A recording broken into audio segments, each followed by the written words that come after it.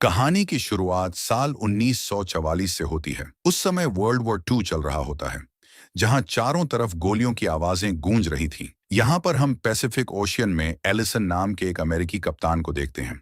दरअसल में उसके ग्रुप पर जापानी सैनिकों ने हमला कर दिया था, जिससे एलिसन किसी तरह बचकर एक रबर राफ्ट तक पहुंचता है और कई दिनों तक समुद्र में भटकता रहता है। एलिसन अकेले ही आगे बढ़ रहा होता है। तभी उसे एक आइलैंड नजर आता है। ये देखकर वह जल्दी से अपने राफ्ट से आइलैंड की तरफ बढ़ता है और किनारे तक पहुंचकर राफ्ट को साइड में रखकर मदद की तलाश में इधर उधर देखने लगता है।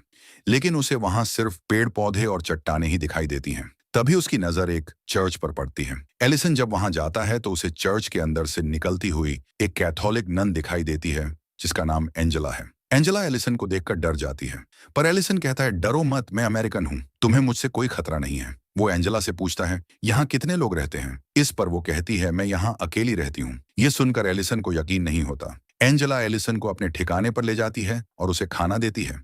एलिसन उससे पूछता है, तुम यहाँ अकेली क्यों रह रही हो? एंजेला कहती है, मैं एक पादरी के साथ इस आइलैंड पर आई थी।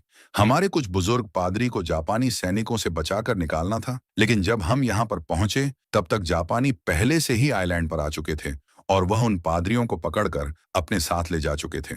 जंग का माहौल देखकर हमने तय किया कि कुछ दिनों तक हम यहीं छुपे रहेंगे। लेकिन कुछ दिन के बाद जिस पादरी के साथ में आई थी, उसकी तबीयत बिगड़ गई और उनका निधन हो गया। तब से मैं यहाँ पर अकेली रह रही हूँ। मेरे लोगों को लगा कि जापानी सैनिकों ने भी मुझे पकड़ लिया है, इसलिए कोई मुझे बचाने नहीं आया। एलिसन भी उसे अपनी कहानी बताता है। वह कहता है कि मैं मरीन हूँ। हमारे ग्रुप पर जापानी सैनिकों ने हमला कर दिया था और मैं अपनी जान बचाकर किसी तरह यहाँ तक पहुंचा हूं। इसके बाद एलिसन थोड़ी देर आराम करता है। जब वह उठता है तब देखता है कि एंजेला मोमबत्ती जलाकर भगवान से प्रार्थना कर रही है और ईश्वर से मार्गदर्शन मांग रही है। फिर दोनों बाहर खाने की तलाश में निकलते हैं। एलिसन पेड़ पर चढ़कर नारियल और फल तोड़ता है और एंजेला को नीचे देता है। लेकिन एलिसन को प्रोटीन के लिए कुछ और खाने के लिए चाहिए होता है।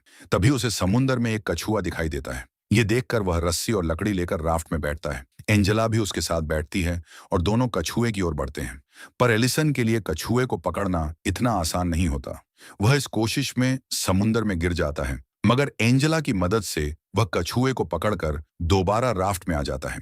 इसके बाद एलिसन आइलैंड में लौटकर कछुए को पकाता है और खाता है। वो एंजेला से कहता है, इस आइलैंड में हमारे पास सब कुछ है। अगर कोई हमें बचाने ना भी आए तब भी हम जिंदा रह सकते हैं। एंजेला उससे पूछती है, तुम्हारे घर में कौन कौन है? एलिसन कहता है, मैं अनाथ हूँ। मैं 14 साल तक अनाथ आश्रम में रहा हूँ। पढ़ाई पूरी करने के बाद मैंने आर्मी ज्वाइन करने का फैसला किया, क्योंकि मैं अपने देश के लिए कुछ करना चाहता था। एंजेला भी उसे बताती है, मैं भी अनाथ हूँ।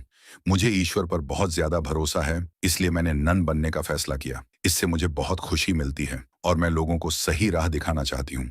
एलिसन और एंजेला एक दूसरे से काफी अलग होते हैं। एंजेला बहुत ही शांत स्वभाव की होती है।